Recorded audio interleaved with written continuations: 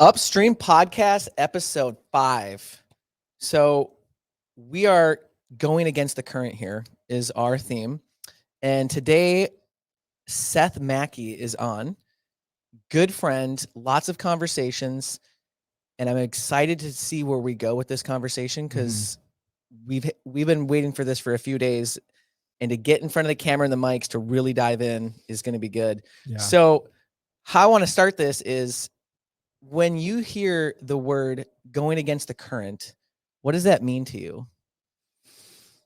I don't know what it meant in the past, but in recent months, it's been honoring people you disagree with and choosing not to be offended with them, because usually if you disagree with them, that's intentional by God so that you guys can both bring something to the table.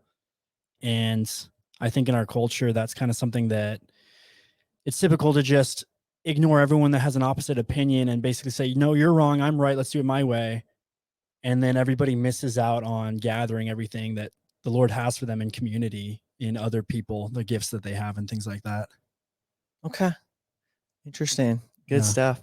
So I think this was like 2 weeks ago. We were at my house having a bonfire with a group of friends. And I don't know how we got on this conversation. I don't know if you remember at all. I just started monologuing, I think. Is that what it was?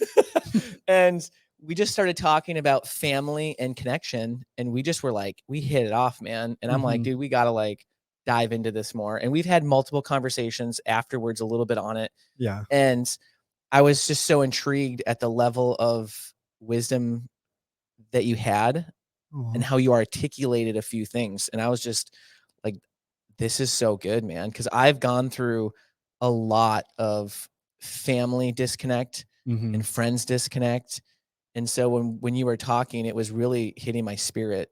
And I was doing some self checks that I'm going to get into on a few stories I want to share later.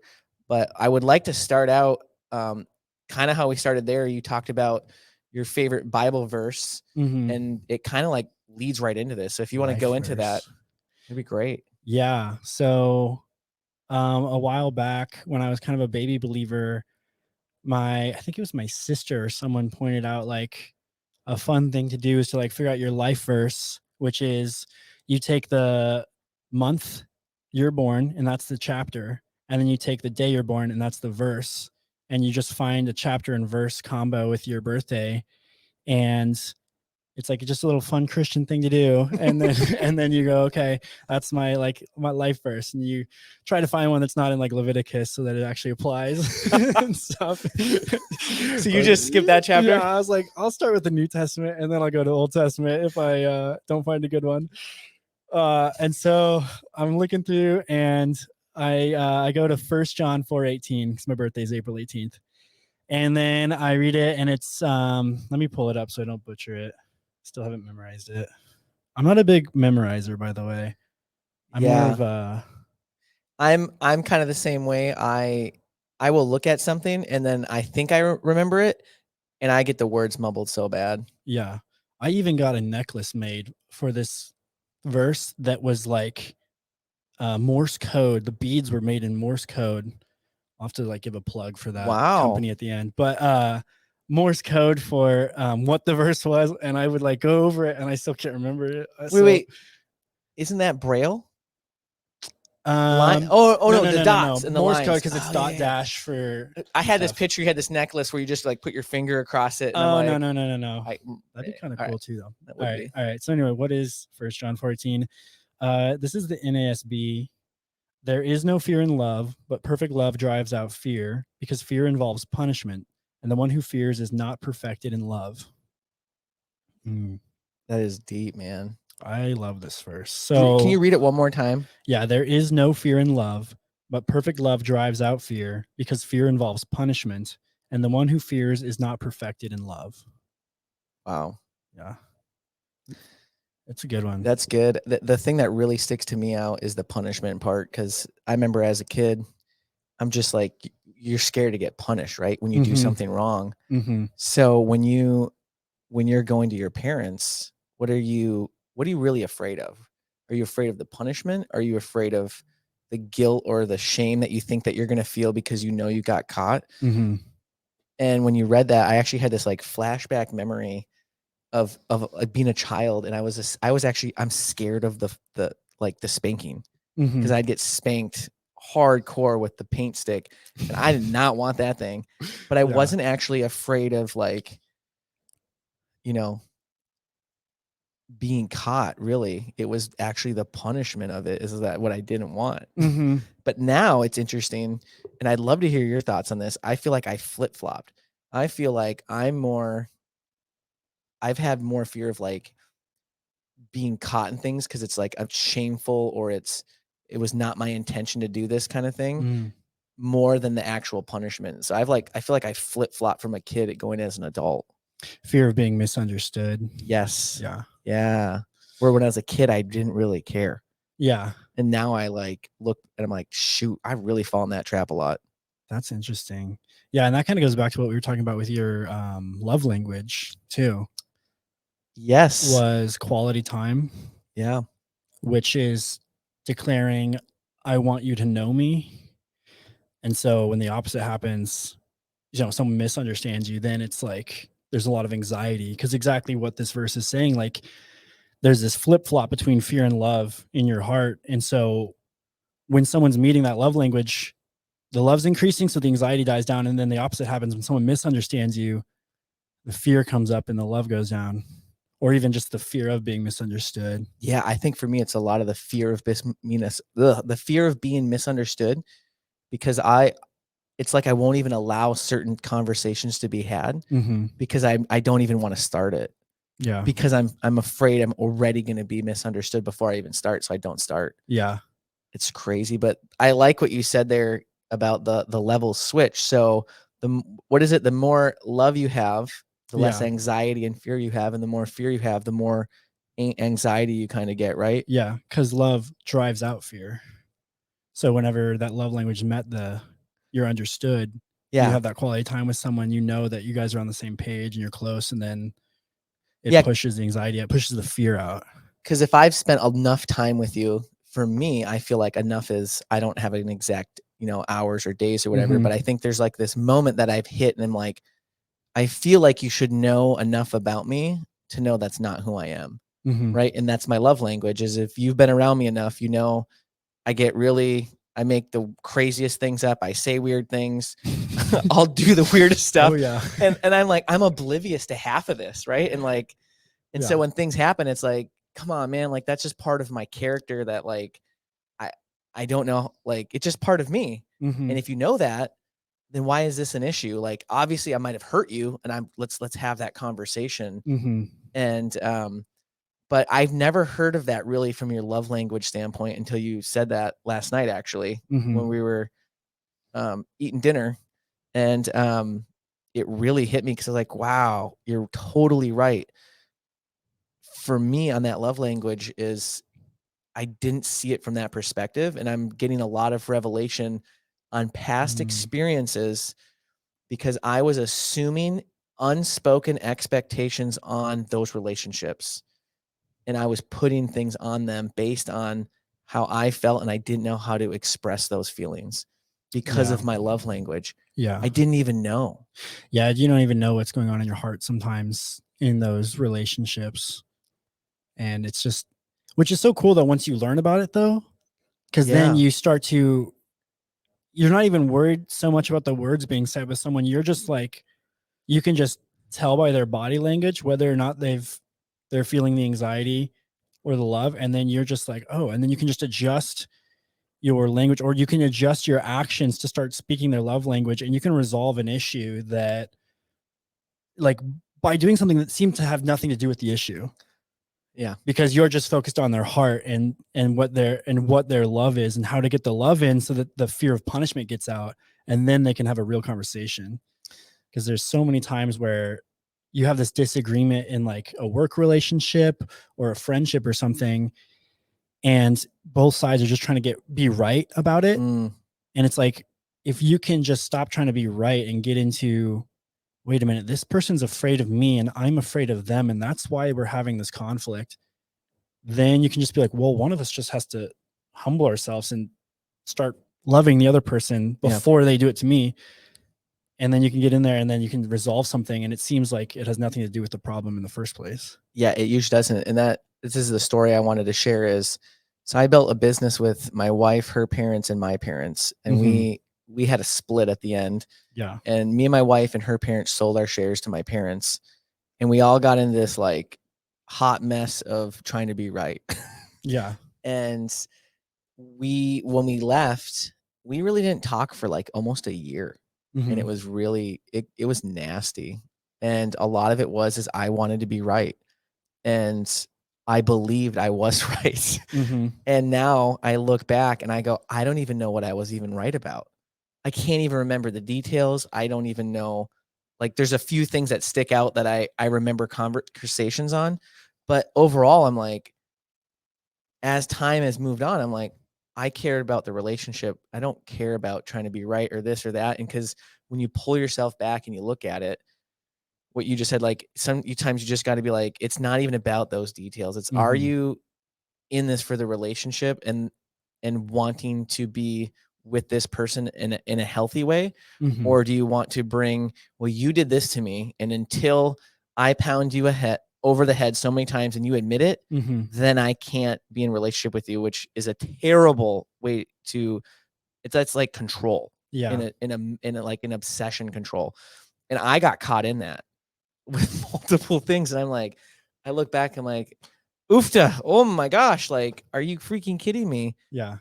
And I look back into like right now and go, it happens so often to people. I feel like where what you just said, you want to be right, and both parties want to be right because from their perspective on how they see, like, like that thing where you draw like a 6, but the other side it looks like a 9. And you're like, it's a 6. No, it's a 9. No, it's a 6. No, it's a 9. And it's like you can sit there all day long and no one's gonna move. Yeah. And someone be like, cool, man, it's a 6.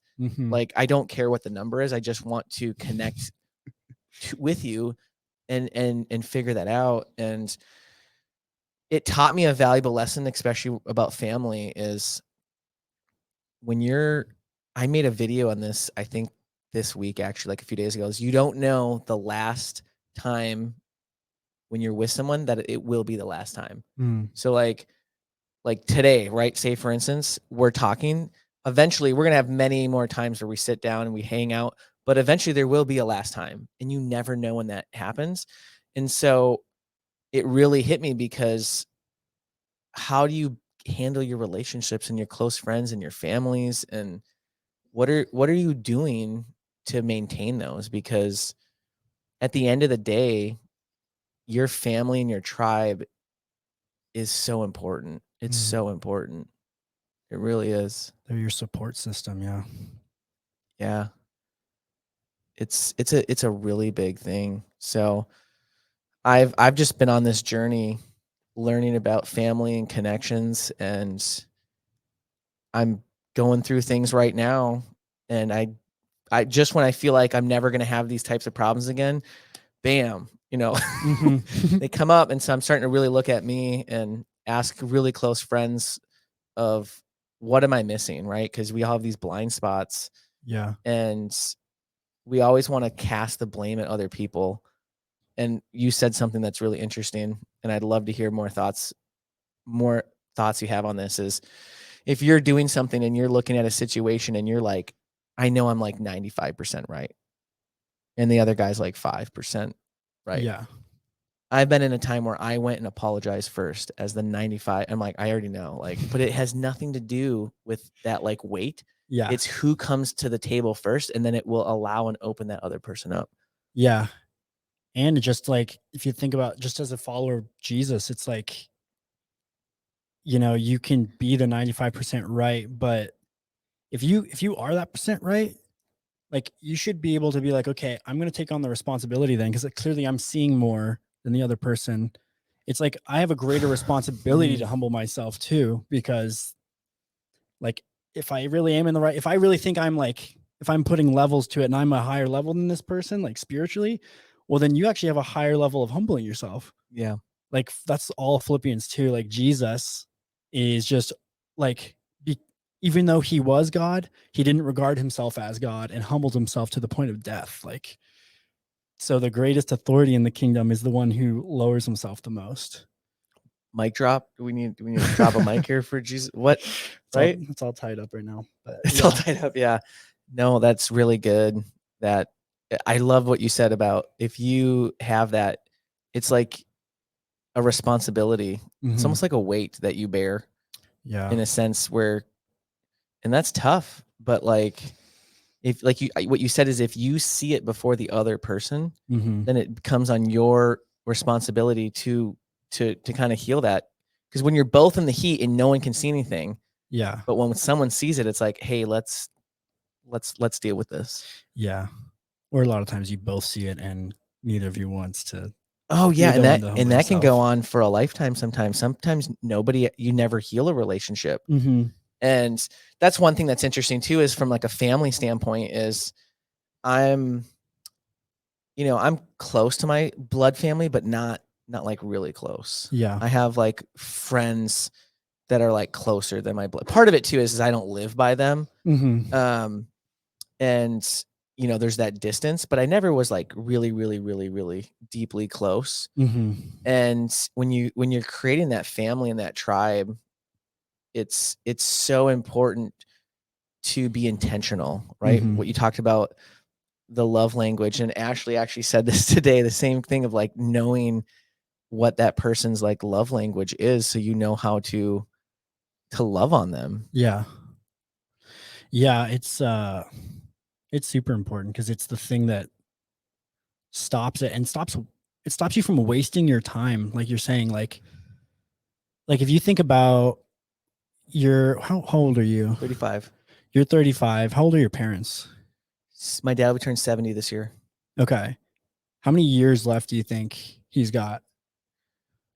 I mean, the average is, I think it's like 80, right? 75 to 80. Yeah. So he's pretty healthy though. So he'll probably make it another, let's say 20 years, then he's 90, right? That's probably pretty realistic. Yeah. Maybe 90, 93 is probably about when pretty average on if you're a healthy person.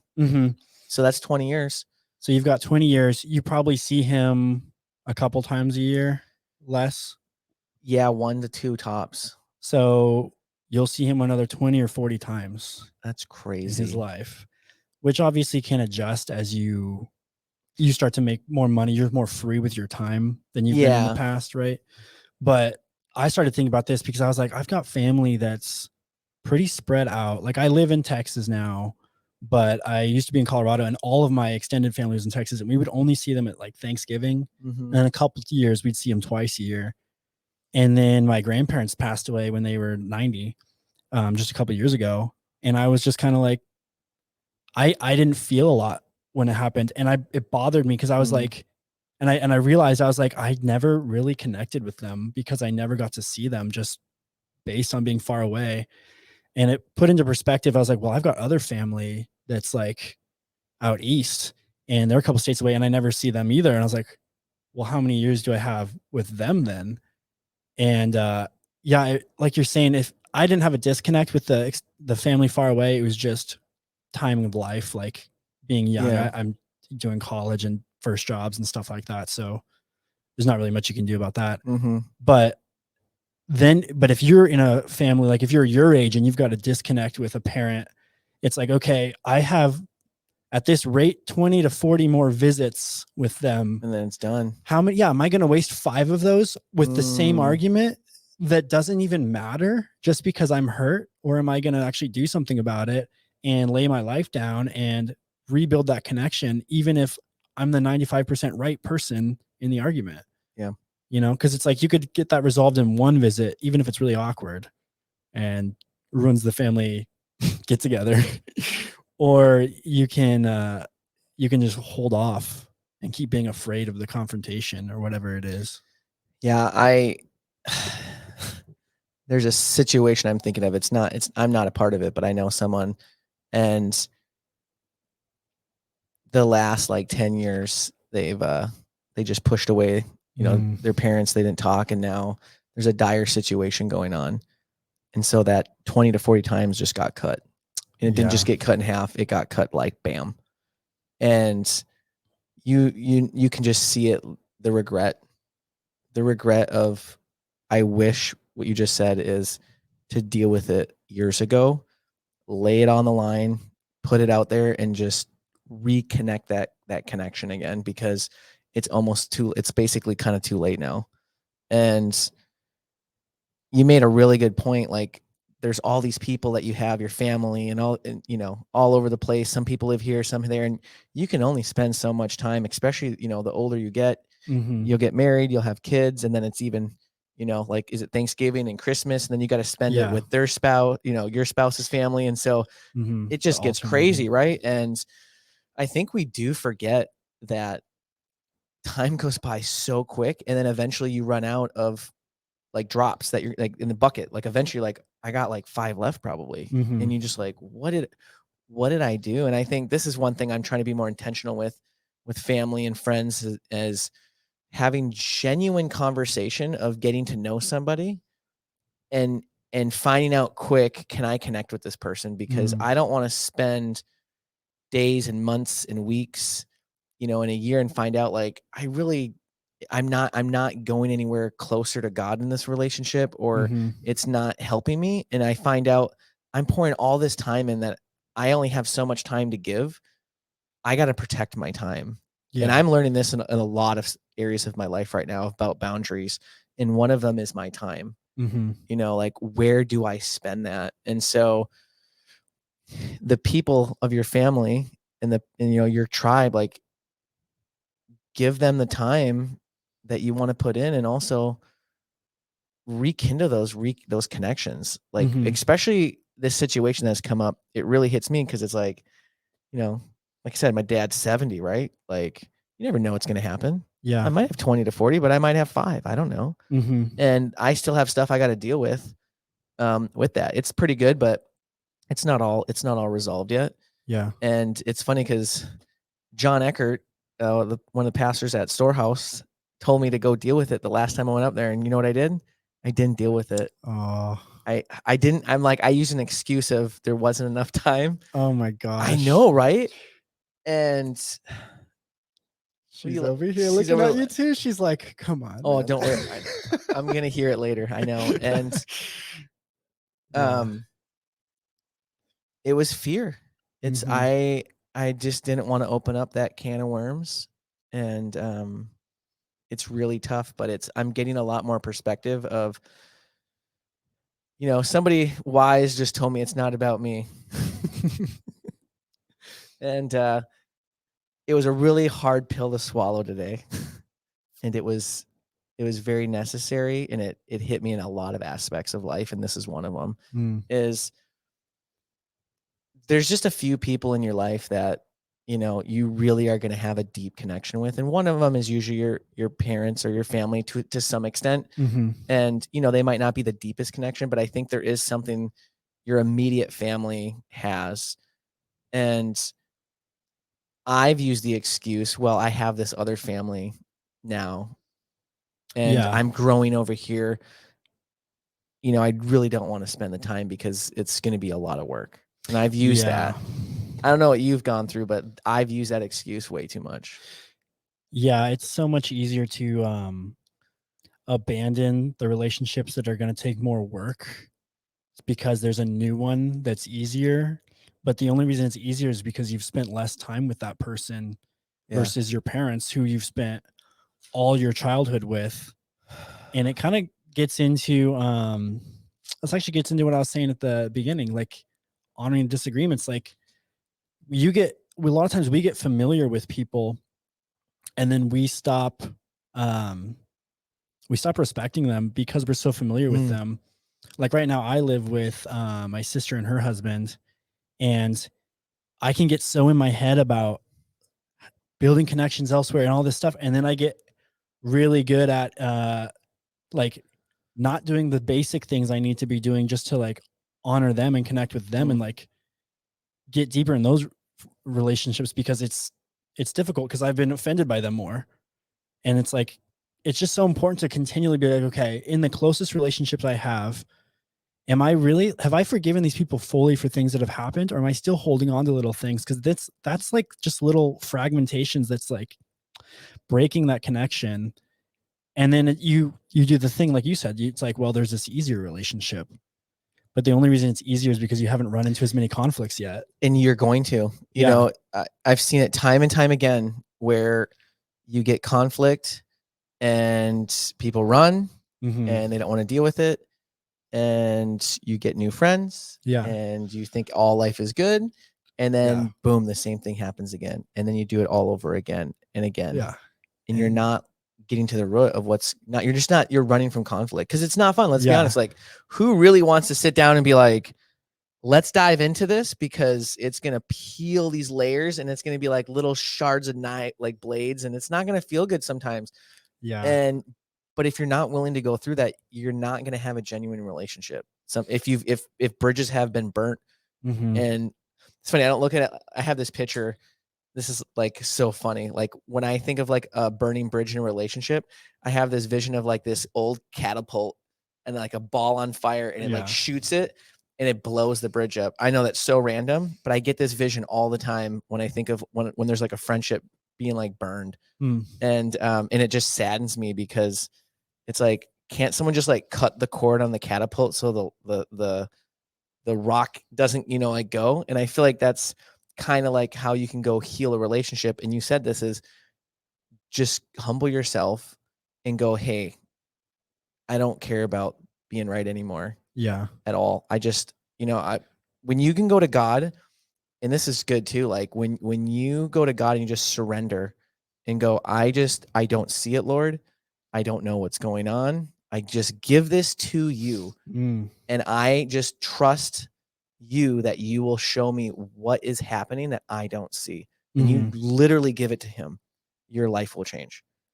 It will change completely because it's not your burden anymore. You've given it to him, and he is going to come alongside you and start that journey and healing process with you. Yeah. And he'll also, like you said, you can get like his perspective on it. Like, what does he think about it? Actually, I don't know what you said, but I think that's what you said. But it just makes you think of the verse that says like, we have the mind of Christ. Like, you can get that zoomed out bird's eye view to be like, what's actually happening here? And if you actually like take it to the Lord instead of just, spending your prayer time complaining about what they did and how you're right, and saying, hey, God, like, I'm offended. How can I actually do something about this? Then he'll give you that perspective and let you zoom it out and be like, okay, what's really going on?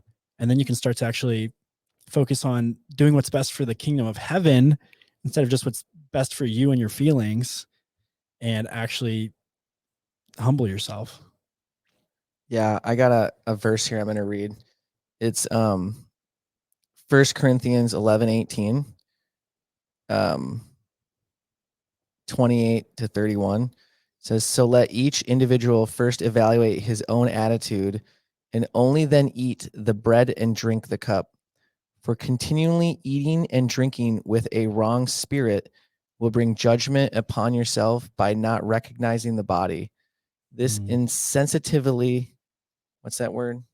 Insensitivity is why many of you are weak, chronically ill, and some even dying. Wow. If we have examined ourselves, we should not be judged.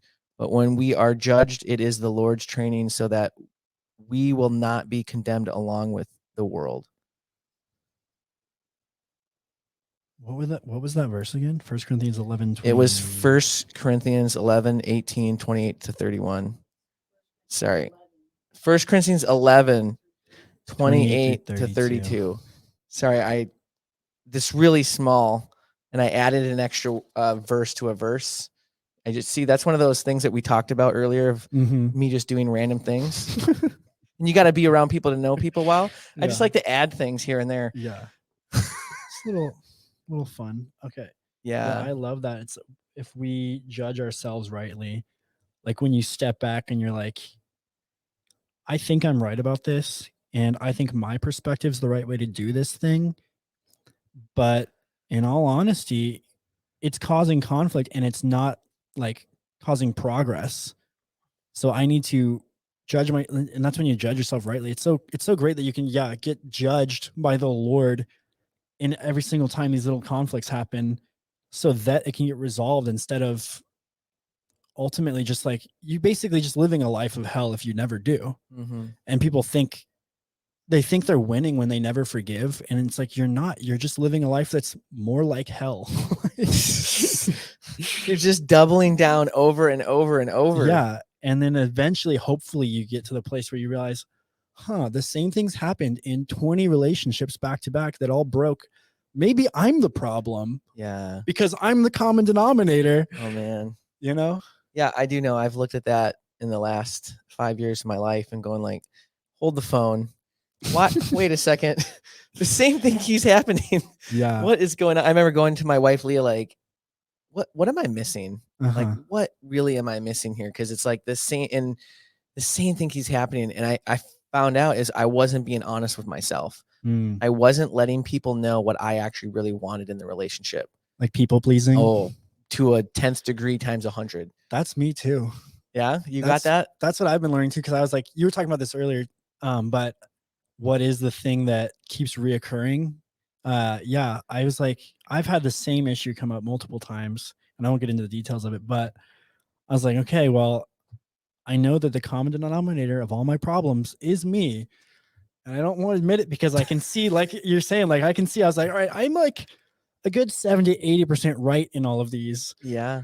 But then I'm like, but it keeps happening too. So it's got to be me. And it's like, yeah. And I found that it was not having boundaries. It was never really saying what I wanted, and then doing what I thought would make someone else happy, which is a whole other lie in itself. You can't make someone mad or happy, or else you'd always make them happy. Why would you ever make someone You don't want to make people mad? Yeah, like why would you ever want someone angry at you? It only hurts you. But believing you can make someone happy and then never having a boundary because you're afraid of them being mad at you. And then the irony part of the whole thing is eventually it blows up in your face. And then it's way worse. And so instead of dealing with the thing right away, is you just push it off. I've done the same thing so many times. And I look back and I'm like, wow, what an idiot I was on doing that, to not be able to figure it out after time and time again. But that's what we call blind spot, right? I literally didn't see it. Yeah. I was so like, I don't understand. This makes no sense. You know, I'd have this like, I have no idea what's going on. And I'd talk like that. And of course, when you talk like that, there's like this thing of like deflection of like you wanting to look in you. Cause you know, like I did this today. I wanted to tell Ashley something. I'm like, I already knew the answer. Yeah. But I needed to just talk to somebody about it quick. And I did get a different, poured into in a different thing. But part of it is you ever get it where you go and like, I just need to talk to somebody, and you do that and they tell you, you're just like, oh, thank you so much. But part of it is you got to like get it out. Right. And you need to like process. And so and not everyone does. I'm an outward processor. Oh, yeah. If I sit here and I am not talking, I am not processing. Like, I'm sorry. Like there's like nothing going on in my brain, probably too much. And, so I got to like talk to someone. I got to do this. And so other people are the opposite, right? They just need to sit there and not talk. Yeah. And so that's been something I've learned a lot too. But the whole, thing that I've learned a lot though, is if you're willing to look at yourself and to have people pour in your life that love you and take their advice and really look at it when you don't think it's right at all, there's something about that is really healing and also really humbling of yourself, because if you know someone really loves you, you know how hard it is for them to put their friendship on the line to tell you something they know you're not going to want to hear. Yeah. You're not going to want to hear it. And when they tell you that, we get defensive, we do all this, and it's like, no, they're coming from a loving part because they care about you. And if you're willing to receive that and really take a look, it does show a lot about you. And that's something that I've learned a lot, is because we all got so much stuff to deal with. And I feel like the last 3 years I've had to deal with like a super speed track of a lot of my flaws and stuff that I need to get worked on. Yeah. And God has just been like fast tracking me. It's like, all right, I got this one done. And it's like, don't wait a day. Nope. you got 2 minutes and you're going into the next one, it feels like, and I'm like, oh dear Lord. Yeah. And it's good though, because I do see fruit from it. What I was going to say is that happens when you start bearing fruit, because the Father starts pruning you when you start bearing fruit so that you can bear more fruit. So it's actually an encouraging thing. It sucks in the moment because you're like, oh, I'm screwing up this too. Yeah, yeah. But then it's like, oh, wait, that means I'm actually like, yeah, like you said, you're accelerating. Yeah. It's really good. It's hard though, getting pruned all the time. Oh, yeah. You really have to. And this is something I didn't understand, and I'm learning this recently, is there's all these different aspects of your life, right? So there's all these things that need to get pruned on. Like you might be really healthy in one side of your life spiritually, and you might be really not so good on this area over here. And this one's just getting pruned like crazy. Then you got this one that's getting pruned, and you're just like, holy crap. But eventually there's fruit that's coming, right? Mhm. And you know, this is something that I think is very important actually, is it's really good to do hard things. Oh, yeah. It's really good. And so if your life is really easy, it's not good. Mhm. There's something rewarding about accomplishment when it was not an easy thing to do. There's something that like you get, and it's not letting, it's like almost like an endorphin of like this, and you're like, yes. And then it's done.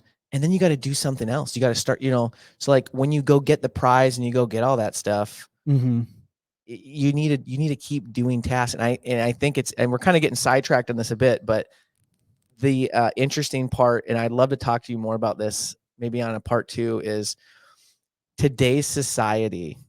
I feel like they are not doing hard things. Yeah, no.